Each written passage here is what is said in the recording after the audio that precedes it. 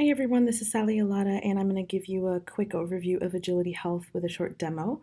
AgilityHealth's purpose is to accelerate your enterprise business agility journey by measuring what matters through every step of the way.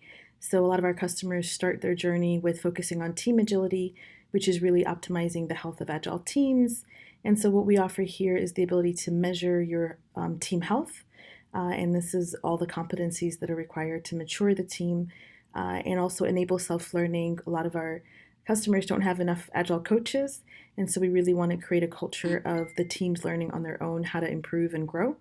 And we also focus here on developing agile talent. We have some role-based radars for scrum masters, product owners, managers that are helpful at this stage.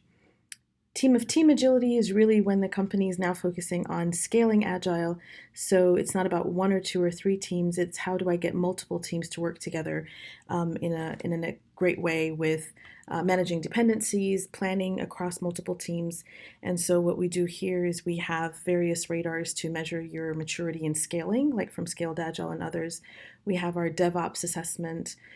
This is when you're hyper-focusing on DevOps maturity across your teams. We also have the leadership agility here because the role of the manager shifts quite a bit, and there's a new leadership style that's needed and new expectations. So this is coupled with a program for rolling out new roles and expectations of the manager. When you get to organizational agility, and this is where most of our large enterprises are at right now, there's a really big focus on lean portfolio management. How do we plan at scale? How do we plan across multiple portfolios? Prioritize, focus on outcomes over output. So what we do here is we offer the business outcomes and OKR dashboard. We also have the enterprise business agility assessment, which really is great for a portfolio that wants to measure itself across the 7 pillars. This is also where team design and value streams becomes a priority. How can I align all of my teams to value, regardless of their reporting structure, create virtual value streams where business teams, technology teams are working together towards common outcomes. The objective is to flow value and flow outcomes and kill and reduce dependencies. Again, there's also a focus on product management. So the role of product managers shifting from that project mentality to a product.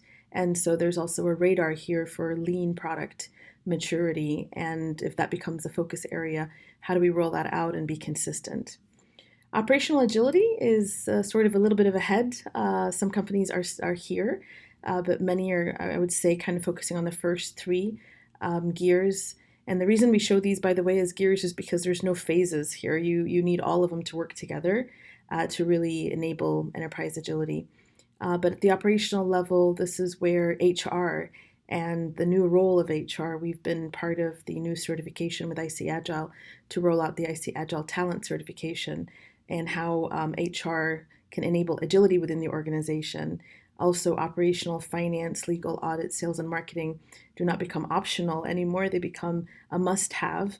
You really can't have parts of the organization becoming lean and agile while the rest of the organization is stuck. So, and giving customers a seat at the table and being innovative and really focusing on customer experience.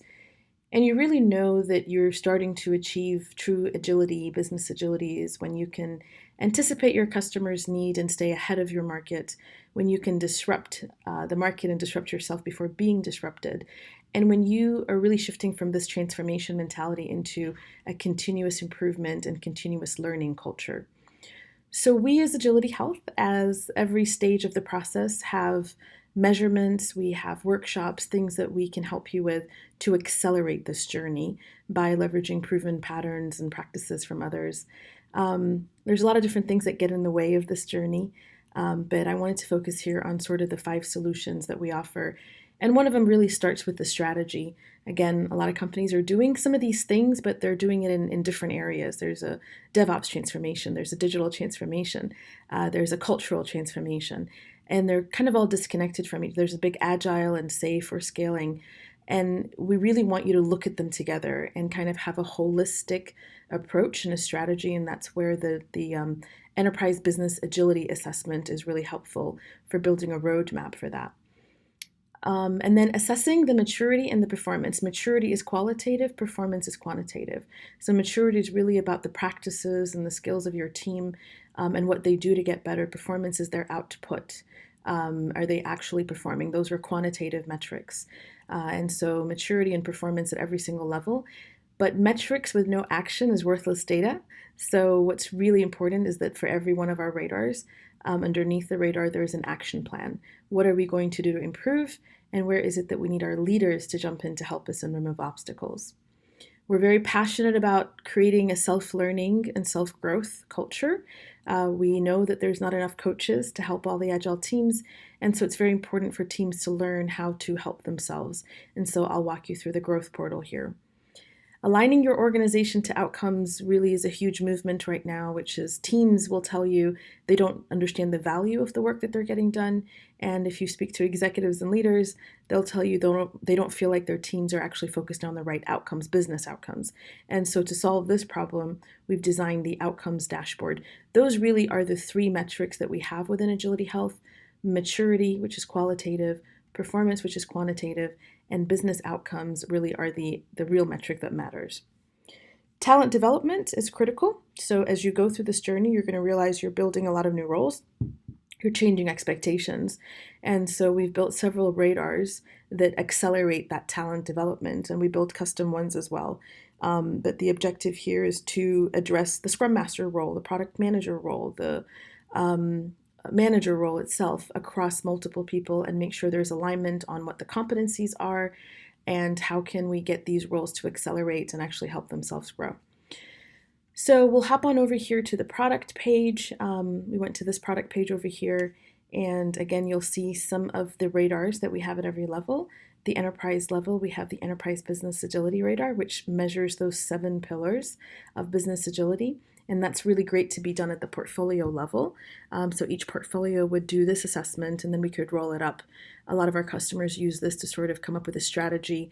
And a lot of our strategy and consulting partners use this to identify gaps before they provide consulting or recommendations or even tooling. The team level assessments, we have 3 of them. We have the DevOps assessment, we have the lean product health assessment, and we have some scaled agile and scaling assessments to check your maturity on scaling. Of course, on the team level, we have the team health radar. That is our benchmark radar. We have thousands of teams that have gone through it, and so you have the ability to also benchmark yourself against the industry. And then from a talent perspective, as I mentioned, there's multiple role-based radars. At the end of the day, there's a lot of measurement challenges, and we really believe in that creating clarity and alignment on what does good look like, what does crawl, walk, run, fly look like for every area we're trying to improve, making sure that you are making time for growth and that you are actually getting your leaders engaged in removing obstacles. Agility Health is not just a platform that you use, it is a platform that enables a continuous improvement program. And so you really have to be bought into this concept of continuous improvement, and that leaders have a role to remove obstacles. Just like we want teams to achieve outcomes, leaders should listen to and remove obstacles. And then obviously measurement. This is a really critical point here, which is Agility Health is not designed for it to be a performance management platform. It is really a growth platform. It accelerates your growth and maturity. And if you ever use the data here to punish or reward any of the teams or any of their leaders, you'll never see the truth again. So it's very important that when you commit to continuous improvement and measurement, that we have a great change management communication plan and really build true leadership and what we call continuous improvement leadership teams to remove obstacles with the intent of helping the teams grow as opposed to punishing or rewarding. Again, here's the 3 metrics that we talk about, the 3 metrics that matter. As you can imagine, the real metric that matters is business outcomes. But when your teams are not achieving business outcomes, you can look at the performance and the maturity to understand why. So we've just walked through at a high level the summary of the capabilities of Agility Health. Let's actually explore the platform itself. So the first thing we're going to look over here is what we call the dashboard, the actual teams dashboard. Teams are organized by portfolios. Portfolios are basically a roll-up of multiple teams of teams, programs, or product lines. I can look at specific product lines, which are going to be roll-ups of teams, or I can go down and look at my actual teams. They could be software delivery, it could be marketing, business teams, technology, HR, it doesn't really matter.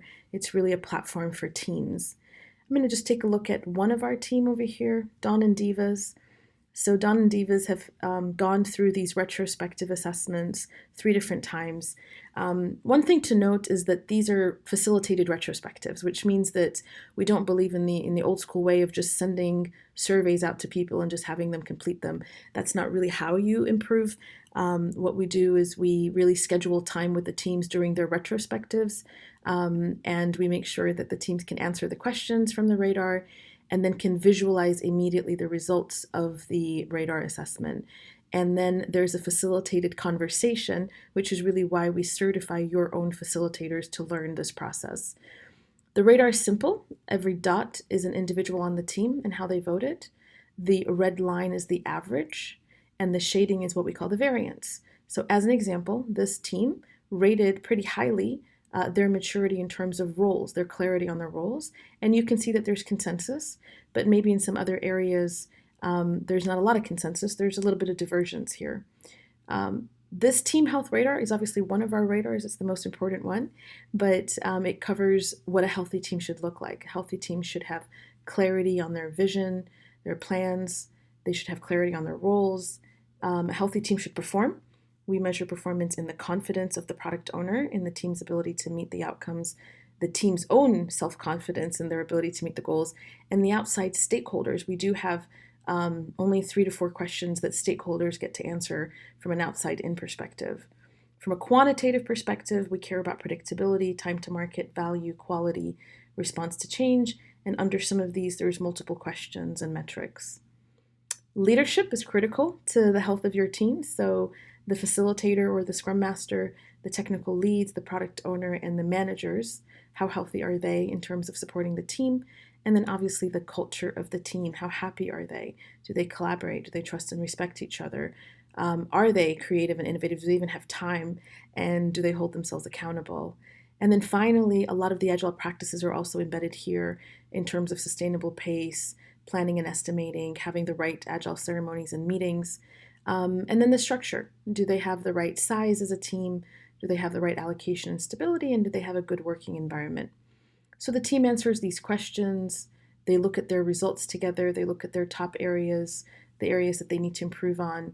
They look at their textual responses. And they really have a great conversation, we call it a deep dive conversation in terms of how they're doing. The most important part of this kind of a retrospective is the growth plan. What are we going to do in the next quarter to get better? We basically pick only 2 to 3 things that the team can actually commit to improving and moving through. And what they do is they come back to these every retrospective to make sure that they're actually making progress. Some of these items will be at the team level. They want to remove them or address them. And some of these items will be what we call organizational level. Organizational means that they are going to roll up into the multi-team view so that the managers can actually remove these obstacles. One more thing I want to show you here before we proceed is benchmarking. So I might want to benchmark this team, and I want to look at this team against all of my internal teams in the company and just see how they're doing. Internal benchmarking is really cool because these other teams in your company have your same circumstances. So this team, for example, is actually quite above the average of the other teams. And you can see that at the bottom over here in terms of how they're doing from a benchmark perspective. But you might also want to do external benchmarking. So you might say, I actually want to benchmark myself against all other teams in my industry, for example. So that can actually help you understand how you're doing against your industry or against everybody else in Agility Health.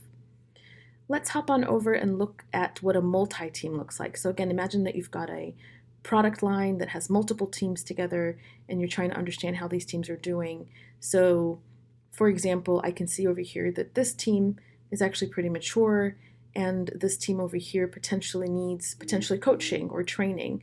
I could also identify areas where, again, one team can coach and mentor and maybe help another team. I can try to find areas where multiple teams are struggling, and this is an area where we might want to come in and do some coaching and training for that specific role, for example, if multiple teams are struggling. So the purpose of this radar, you can look at it this way or you can look at it in a tabular way, is to identify common patterns and common areas for improvement across all of your teams. At the bottom of this is also where you're going to find all these organizational items. the impediments and the issues that the teams have brought in from their own voice are now available for the managers of this team to actually work on, the managers or the coaches. This is very important. It's very important to create a culture where managers and coaches, they themselves have a backlog, and they can demo back to the teams what progress they've made and how they've removed obstacles for them. Last thing I'm going to go to over here is if we go back to our team assessment itself, something that's very important to us was creating a self-learning culture. So let's say this team is really struggling on roles and responsibilities and they want to get better. So first of all, you'll get to see the type of questions we ask, which is crawl, walk, run, fly. So instead of asking one statement and saying, please rate yourself from 1 to 10, what we found is everybody overrated themselves. And so what we've created over here is a little bit more clarity and definition in terms of crawl. We're not sure who does what on the team, and I'm not confident we even have the right people. If you agree with that statement, then you would rate a 1 or a 2 as opposed to a fly. But if the team answers and they feel like they still don't know what to do, that's what the growth portal is for. So the growth portal takes you to a learning portal where every single competency has a page dedicated to it. We call it just-in-time learning. A lot of companies are building pretty large wikis with a lot of information, but it's so overwhelming. And what we've learned is people need to learn specifically the area that they want to improve on. So what does healthy look like? What does unhealthy look like? What are some real recommendations? If I had a coach with me, what would they ask me to do? And they could pull those suggested recommendations right into their growth plan if they're not sure what to do. All this is customizable with your own internal coaches, and your own leaders can customize and tailor this content. You could also watch videos. So some people learn by watching, some people learn by reading. So here's specific resources that you can link them to that might be on your internal wiki. And then finally, if all else fails and the resources above are not helpful, these are the internal coaches that are available for this team to request time with. They could be internal coaches, they could be contract coaches, but this allows you to create a pull method for your coaches where teams are requesting their help as needed. We're very excited about this specific functionality and capability, and we're building a lot more intelligence in it because we really believe that creating that self-learning culture will sustain and scale the transformation. Let's now go into insights. So this is our insights dashboard. So if you look over here, this is a company that has multiple levels over here. So this level is at the highest level, which is the company, and then they have a portfolio, and this portfolio has multiple trains or teams of teams. So DevOps is a program that has multiple teams underneath it, and Arrested Development is another team of team. Whatever level I click on over here, I can get a summary of how are my teams from a maturity perspective across all of them. How are they doing from a performance perspective, which is quantitative? So this is qualitative data, quantitative data. Those two together give you your agility score. Some leaders have asked us for what they call productivity. I want to understand the productivity of my teams. We are arguing that we should really think about agility. So it's not just the performance and the output, it's the maturity and the output of the team together form agility. Where does this data come from? So obviously the maturity comes from the assessments, and the performance comes from quantitative metrics that we integrate with to pull this data. And we also have questions that can also be quantitative. So we really have two options there, either integration or either through the quantitative questions that are embedded. As Troy McGinnis has taught us, he's our Agile metrics guru, and he's well known around the world, but he said every dashboard should tell you what is going on, but it should then answer the question of so what? So what meaning, so is this good or bad data? Am I doing well? Am I not doing well compared to what? So this section over here tells you over time, are you improving or not? And how are you doing against the benchmark? So that's the so what? Am I actually good or am I not? And then there's the now what. The now what is really at this level, what are the team growth items that they could work on? What are some organizational growth items for the leaders? And what are some enterprise growth items that the senior executive? So as an example of an enterprise growth items is changing the funding model, right? Or changing how performance management and performance appraisals are happening. Those are things that you're not going to be able to get done at any lower level. They have to be at the enterprise. So these are the maturity and performance. Now let's look at that third metric, which is business outcomes. So for the business outcomes dashboard, again, you can go at every level of the organization and you can understand how are we doing in terms of 3-year outcomes. Let me just clear the filtering that I have here. What are the 3-year outcomes that we have? How do we break those into 1-year outcomes? I think what we are used to today is coming up with maybe 3-year objectives and goals, but then everything gets broken down to initiatives. And here we're trying to really say, no, for this year, how are we going to what's our strategy to achieve these key results that we've got in 3 years from now? So think about outcomes. You shouldn't have a lot of them. If you've got 50 to 100 outcomes, that's one of the signs that you're taking output and work and just reclassifying it as outcomes. Outcomes should be more strategic. They're the actual key results that you're trying to move the needle on, and you can attach an outcome card to initiatives, epics, in your other ALM platforms. What you'll also find is that you don't just have to connect it to an ALM. You might have a Salesforce dashboard. You might have another dashboard you want to connect to that kind of tells you the story of these key results that are moving. Let's look into an outcome card in a little bit more detail. It's actually quite simple. It really has 3 main sections. What's the objective? What's the hypothesis statement? Because we know that everything we're doing is an experiment. So we want to really create that experiment mindset that we're learning. And then what are the key results? Key results are, this is how we know we've succeeded. Key results are either impact, which is the bottom line, this is why I'm investing in this outcome, or if this is not lit up in green, it means it's a leading indicator of success. Outcomes can be tagged so they can be discovered easily and found. The outcome dashboard is broken into 2 different sections. So the first section is what we call the demand columns, which is the 3-year, 1-year, quarterly. And then there's the capacity. Capacity is whatever level you've clicked on. What are the sub-teams or sub-portfolios that can own these outcomes and make progress on them? So it's very important for us to think about it in terms of demand and capacity. This is what we want to get done, but who are the teams or who are the sub-teams that can actually accomplish it? So if I went down to this arrested development, you'll see that all of the sub-teams are the ones that are listed here that can own the quarterly outcomes. We want to create that culture where teams are actually understanding the work that they're doing and how it ties to outcomes, that in every demo, the team will do a quick check-in. So the product owner will do a quick check-in to see, have we moved the needle? Can we move any of the needle on our current progress before we demo the work? We really want to integrate outcome-based planning and outcome-based thinking into the iterations and into the quarterly sessions so that people understand what's the value of what we're getting done, and are we actually aligned, or are we just really busy getting a lot of work done that doesn't align to real value? So that was as quick as I could, a quick demo of AgilityHealth. There's a lot more to see, but thank you for watching, and please get in touch for additional details.